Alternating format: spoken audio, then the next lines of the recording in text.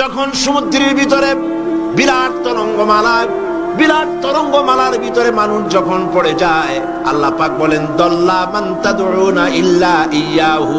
যখন সমুদ্রের ভিতরে তুফানে পড়ে যায় তখন আল্লাহ ছাড়া সবাইকে তারা ভুলে যায়। শুধু তখন মনে পড়ে আল্লাহ আল্লাহ আল্লাহ ছাড়া, তখন আর কিছুই মনে থাকে না। অতএব তুমি নিজেকে যত বড় মনে করো, আসলে তুমি এত বড় নও। তোমার আসল মর্যাদা কি সে কথা আল্লাহ পাক বলছেন। এবার দেখো তোমার মূল মর্যাদাটা কি।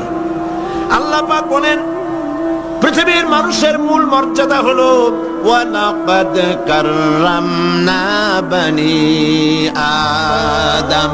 আদম সন্তানকে আমি সম্মানিত করেছি, তুমি আমার সম্মানিত মেহমান। পৃথিবীর মানুষের আল্লাহর সম্মানিত মেহমান। ওয়া হামালনাহুম ফিল বাররি ওয়াল বাহর। আর আমি তাদেরকে জলে এবং স্থলে সওয়ারির ব্যবস্থা করেছি। ওয়া রাযাকনাহুম মিনাত তাইয়্যিবাত।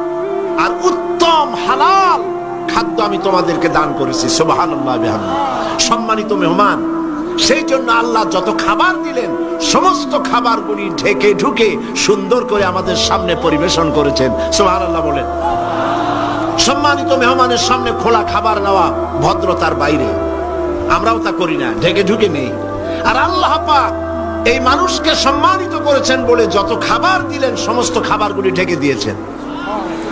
আম আল্লাহ কভার করেছেন, কাঁঠালকে কভার করেছেন, কলাকে কভার করেছেন, বেলকে কভার করেছেন। যত খাবার দিলেন সমস্ত খাবারগুলিকে রব্বুল আলামিন কভার করে সম্মান করে সুন্দর করে ঢেকে ঢুকে মানুষের সামনে পেশ করলেন।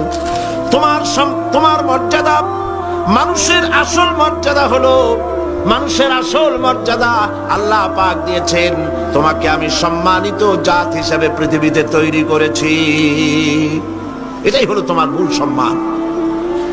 এখন আল্লাহ পাক মানুষকে যে মর্যাদা দান করেছেন সেই মর্যাদা বুঝতে না পেরে তারা এক আল্লাহকে বাদ দিয়ে আরো অনেক খোদা তারা বানিয়ে নেয়।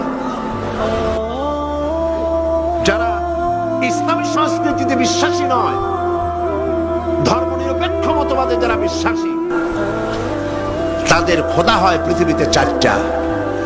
তারা চার ইলাহে বিশ্বাস করে। সবাই বলেন নাউজুবিল্লাহ।